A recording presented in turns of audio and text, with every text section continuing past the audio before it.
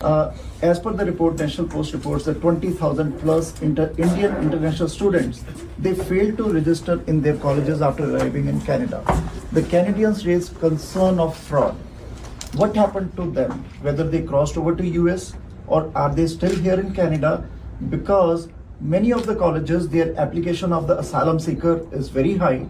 International student who is here for studies is applying for a threat on him in his home country is very shocking.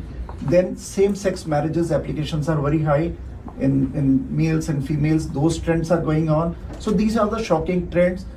We have become a country of laugh by the world that these things happening here.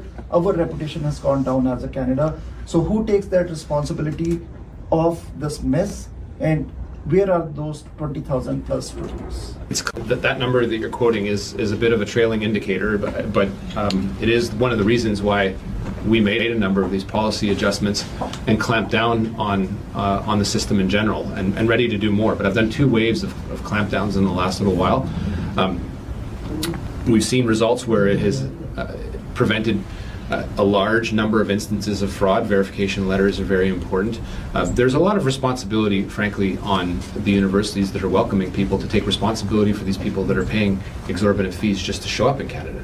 It doesn't make sense that if you're paying that much money, you suddenly turn your back when the person doesn't show up in your classroom, right? And that is a Canadian state doesn't follow everyone's comings and goings. That's the reality. I don't track you. Just the conspiracy theorists think we track you guys. No, we don't, and that's the reality. I'm not being cavalier about this, but the reality is that they did get a visa. They were expected to go study, and for one reason or another, there's a large number of people that didn't do so. They may have abused of the ability to go work in whether it's underground or legitimately, and that's something I think we need to follow a little more closely. It isn't just the federal government, it's provincial governments, it's institutions that have perhaps even entertained false hope. People have paid a lot of money just to get in here, and then if they disappear, it's not right. You're expected to study, and if you're not, you shouldn't stay here.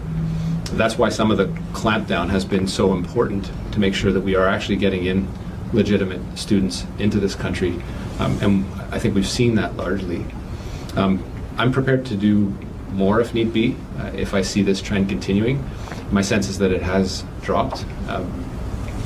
Is it perfect? That I think remains to be seen. It's very difficult right now for even some of the top institutions that weren't doing all that. It has dropped.